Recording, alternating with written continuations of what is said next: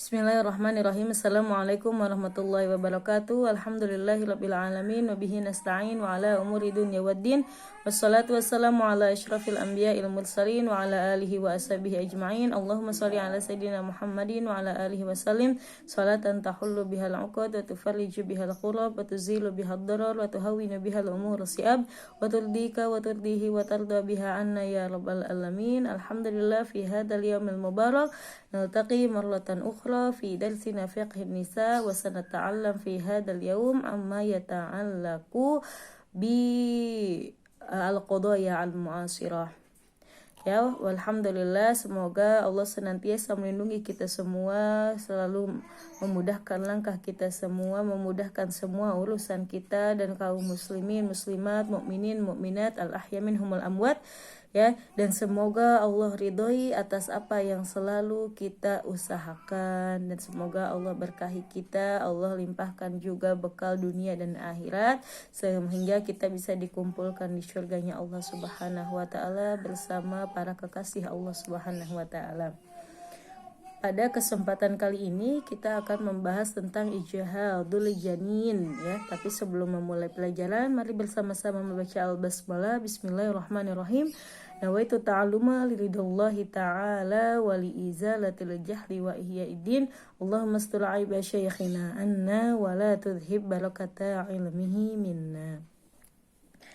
Ya, pada kesempatan kali ini kita akan membahas tentang ijhadul janin. Apa itu janin?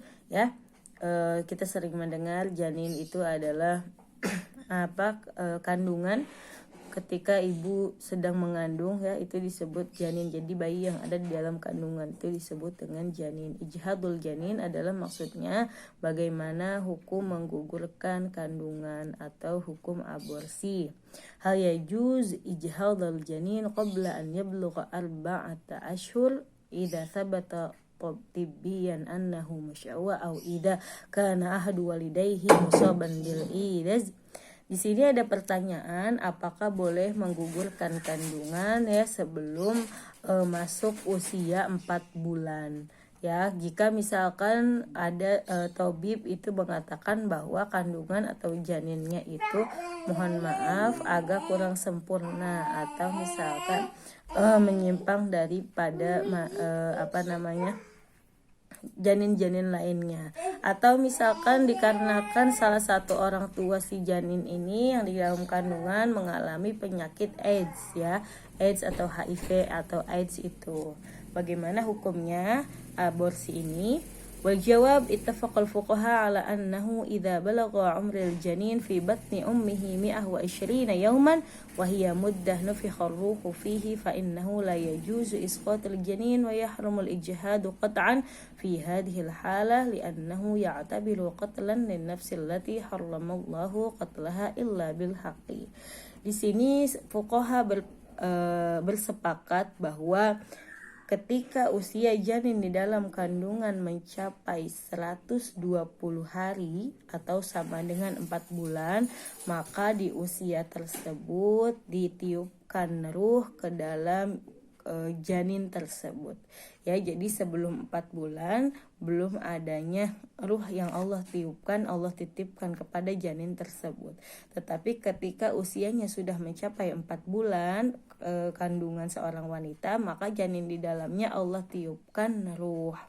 Maka pada dasarnya, pada umumnya tidak boleh untuk menggugurkan janin di dalam kandungan ataupun mengaborsinya qat'an fi hadhil halah.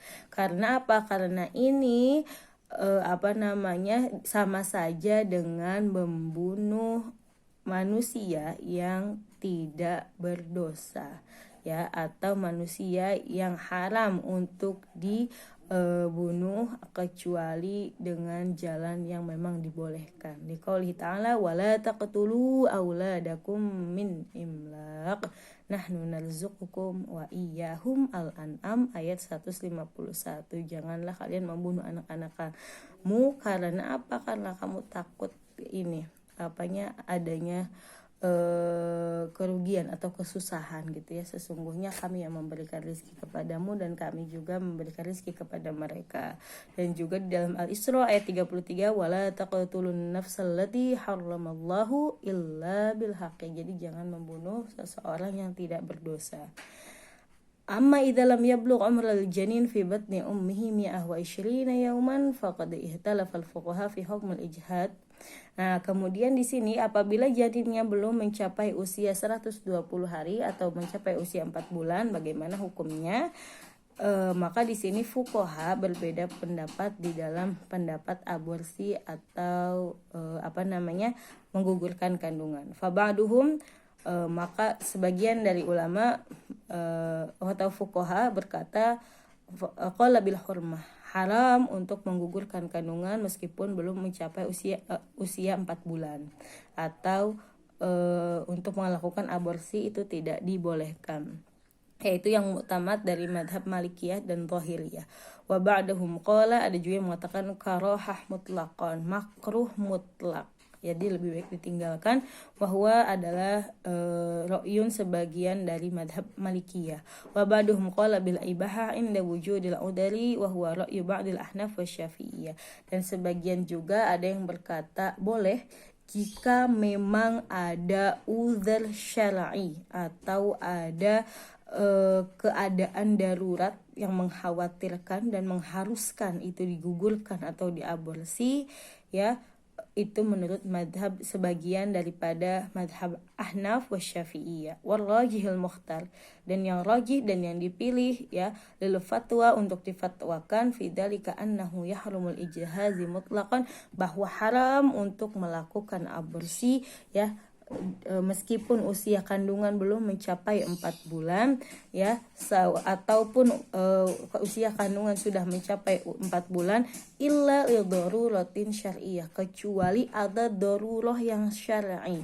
Taunya bagaimana? Yaitu dengan cara yuqarriru at-tabibul adli athiqah anna baqa al-janin fi batni ummihi fihi khatar ala hayatiha walau dhanna aw kana al-janin qabla 4 ashhur wa kana baqa'uhu yusibul bid-darar baligh qabla al-wiladah aw ba'dahu fahina idin yajuzu isqatihi mura'atan lil hayatil al-mustaqillah wa taghliban laha ala hayatil janin ghairil mustaqillah, wa yakunu tabib fi hadhihi al-hal mas'ul an qararihi amam Allah.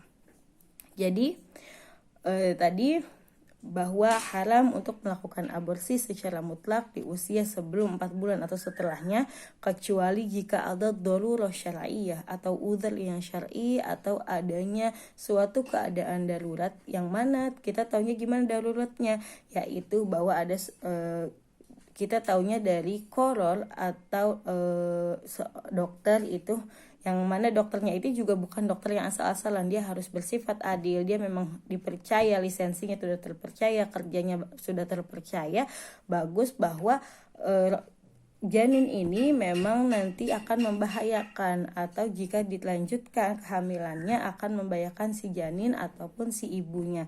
Bukan waktu itu saja, tapi nanti ketika hamilnya membesar atau ketika nanti setelah lahir dan sebagainya ya. Maka ketika sudah ada qarar tabibnya juga yang adil thiqah gitu, maka itu dibolehkan hanya dalam keadaan darurah.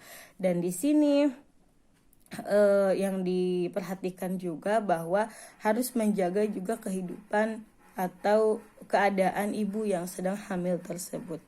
Kalau misalkan memang janin itu ketika dilanjutkan membahayakan keadaan si ibu, mungkin si ibu lemah, punya penyakit ini dan segala macam, maka itu dibolehkan dengan darurah syar'iyyah ya. Dan dalam keadaan ini juga yang bertanggung jawab itu adalah dokternya juga, karena dokter memberi qoror atau laporan atau keterangan ya, maka dia bertanggung jawab juga amam Allah atas apa yang telah dia sampaikan. Karena ada fas'alu ahla dzikri in kuntum la ta'lamun, maka tanyakanlah kepada pakarnya apabila kamu tidak mengetahui segala sesuatu. Itu An-Nahl ayat 43.